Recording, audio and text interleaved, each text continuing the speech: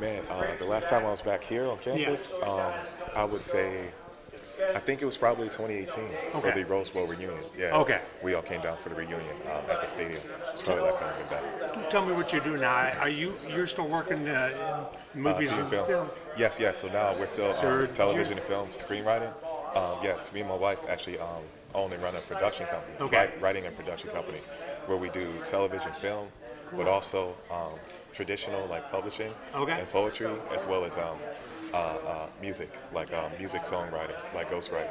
Right now, are you not being able to work because of the Great strike? question, great question. So to that, we knew that in working in the industry in Hollywood and Right. all the things that can happen, that's where we branched out into doing music, Gotcha. different music, hip So hop, they're like not on strike. songwriting.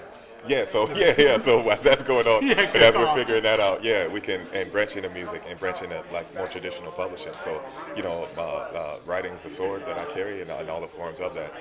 We made that a part of our company, part of what we do. So you're able to work now that where Yes, yes. some of your friends, I assume, aren't able to work. Absolutely, yes, yes. And I think there's still ways to do like indie projects and Okay. things like that. But we're able to work in the industry of music as well as publishing. When they settle, will you get back to where you do more different stuff when they get it all done? Oh, You'll absolutely, back. absolutely, absolutely.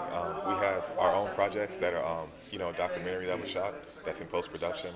We have our own projects in the works, and also some things on the table that we can get to once the strike is figured out. But it actually really is important. Even for me, even something like with Ballers moving to Netflix and being streaming now, where it's always been on HBO. It's like I was with my wife and we like we turned it on the TV. I'm like, wait a second, like we're supposed to be getting checks in the envelope for the fact that this is streaming right now. Like, Right. and it kind of like really hits home. Yeah. Why we're in a strike and why with all the new media, with all the platforms, how there's ways to get around the hands of the people Sure. that make it and that kind of being compensated rightly and fairly. So I'm all with it. You're a writer on Ballers, weren't you? Yes, You writer were and the producer. spinner. Yeah, yeah. Awesome show. So could Yeah, you, appreciate so, that. so how'd you get involved with that? So great question. Obviously, as I was playing, most of like my following people know that I wrote, namely with the Huffington Post, had a Okay. blog. And so when I retired and I wrote that piece, it kind of went out. That was the same time that HBO had just picked up Ballers, and they Okay. were putting together their writing staff Okay. for the show, for the thing. So they reached out to me to originally come in for a few weeks. As I was there, they were like, you know what, you're pretty good at this. We want you to stick with us. So I think originally my contract was for 2 weeks. Okay. 2 weeks became a 20-week deal, and that became 5 seasons. So all the episodes, 46 episodes, I have hands on every single That's episode awesome. that was made. Went from staff writer to story editor, from story editor to executive story editor, and the last 2 years was as a producer. Producer the fourth year, and supervising producer my fifth year. You don't get hit as a producer. Yeah, Nobody you don't hits get hit. So it's a You good write, thing. you write scenes about people getting hit and getting lit up, and then people having to resolve, like hit each other. But now you don't get hit anymore. So that was dope. When you were playing, and you obviously retired pretty young for running backs, were you Yes. always thinking this is kind of where I'm going, or did you not? Know? That's a great question. It's a great point. I knew when I was going into the game of football, into the NFL, that the moment that I felt like it was complete for me, that I would stop, that I Okay. would be done. That I knew that once it was full, whether my body said that, whether God said it, whether my mind did, I knew I'd stop, and it felt complete after my last year in Arizona Okay. in 13. So I was like, hey, it seems like time and move out. And even for a running back, after a while, even when you stay in a game too long, whether you're doing well or not, people start to say you're past your prime or you're getting old. I don't think running backs are given an opportunity to mature the same way like other positions were, or even the same way they were at a time. Like Jerome Bettis Right. finished his career. They won a Super Bowl in Detroit, but he wasn't the same as when he came in. He became like that kind of goal line runner. He became a supplement to Willie Parker, and he was still respected in that role. I don't think running backs are given a chance to grow and evolve in that role. Maybe Zeke Elliott is with the Patriots, and so we'll see. So for me, I knew it was kind of time, and I knew that maybe my play or legacy of sight would start to be diminished after that. Physically, you're probably a lot better shape than guys that play too long, aren't you? Oh I mean, yeah, physically, I probably avoided a lot. It took a lot of Right. wear off of me by stopping at that time, and I'm glad I have because now, I play in some basketball leagues. We just won the Shepherd Church Basketball League. A few friends of mine, and I'm able to kind of be out and active and have still some of my athleticism where maybe, I'd be dealing with more problems. Sure. What's this honor mean to you? Man, this means everything. To be honored here at my alma mater, university, and even growing up and, seeing those guys like the names and the pictures on the walls in Grange and Hallis and Grabowski, the great Jim Grabowski, to be I'm seeing articles and somewhat mentioned in that form, somewhat like recognized and respected in that way. To think that I did that much means a lot and an honor. It means everything to me to be able to carry that and continue that tradition and pass that on. What's this place mean to you, Rashard? Illinois is home. It's always been. They got to find this image from when I was a kid and my mom had, and I'm wearing an Illinois sweatshirt, like as a little kid when we were living in Culver City, like California, because my family's back and forth from Chicago and California. But growing up, in our home, we didn't really watch much football for whatever reason. But the only one I do remember is seeing Illinois play and seeing the blue and orange, but seeing that orange end zone with those white letters that said Illinois. Being a kid from Illinois, that just spelled home. It was a Texas and a Georgia and a Florida. Illinois just said home, and it's always been home to me. So to be here and to be welcomed and brought back in just means everything. Obviously, you have more to life than football, but what did football mean to you? Man, football, I would say at its surface was like an identity, but for us as athletes, how we feel inside, it was like home. When you think about, like, you only see movies and see like gladiators and warriors and things like that, but in modern days, football kind of like, if you are, kind of like an astute male, like what you feel like is like the one way to express that. So when I had the ball in my hands, it's like, as a fast kid, that was the one time nobody can tell me to slow down. It's like, no, Rashard, in gym class, it's like, oh, like, or walking to classes, hey, Rashard, wait, like, everybody can't keep up, you got to slow down, like, you got to, and it's just like, football is like, no, go, let loose, be all of who you are.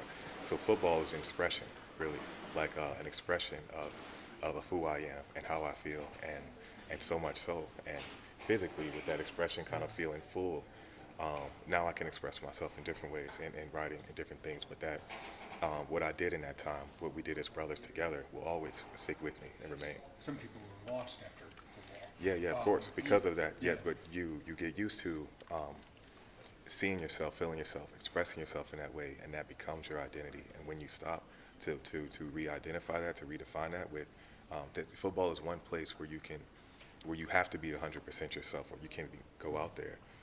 So to try and have to find something that you feel that deeply about, that passionately about, that you express in that way, even for the best of us, that takes some time, if it ever even happens. It's a challenge. It's a struggle. Did you find that? Yeah, it took some. I believe so. My wife would know better than I have. It took some time, and I had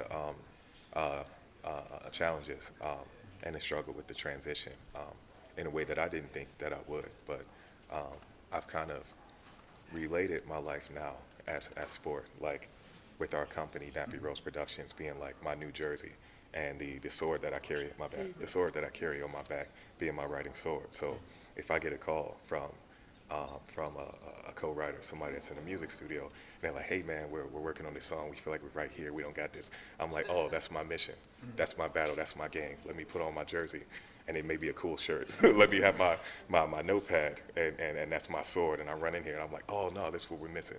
We're missing this hook. We're missing, like, no, what's relatable right now. This is, so I have a new mission, and I still relate that to football. I still relate that to being a running back, carrying that ball, and I know I got to get us across the goal line, and I'm still ready and prepared to do that. What are some of your best memories of the Rose Bowl team? Man, just the guys, like the guys.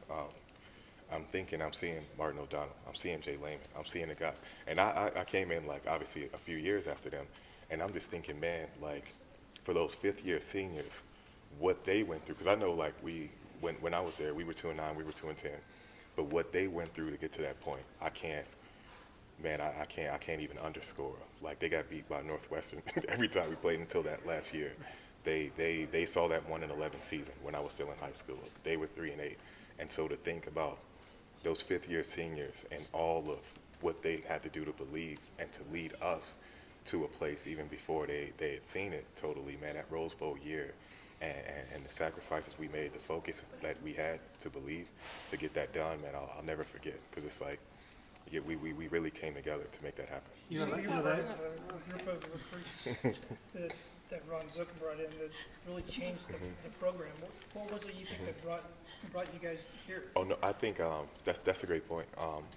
The guys that Zook brought in, and the athletes, and you know, Regis and guys from DC, and Vontae and Juice from Chicago, CBS. I think the mixture of the talent and young guys at their position, but also the like OD, like Ryan McDonald, the people that have been here and knows what Illinois is, what it was, and what we were transitioning to. The merger of those two is what made that team, and I think that was what's so rare and unique. Even Kevin Mitchell, like from Indiana, it's like to know what this place had been through, like what our teams had been through, and to know what was possible. And when we finally had all the pieces, we had the leadership, we had the athleticism, we had the skill to get the job done, and we came together and really made that happen. What are your thoughts on the program now and about the Bielema era? Man, we're just excited. Bielema, man, is a heck of a coach. I'll say, to see what he's done in his short time, to see Illinois be competitive in each and every game that they play, the guys that are coming in, the way the players relate to him, I'm just excited.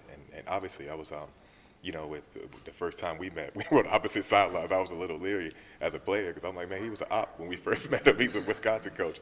But to see how he's kind of really made this university his home, and how he's kind of like, even when they went back to Wisconsin, have shown and proven that this is his priority. This is, and even for what he's done for that school, being one of their most winningest coaches, it's like, that's incredible to see. And that man knows how to win. He knows football. So we're all with him, we're for him, and Josh Whitman knows what he's doing as well. He wouldn't have brought him here if this wouldn't be the result. So excited to see this program continue to grow.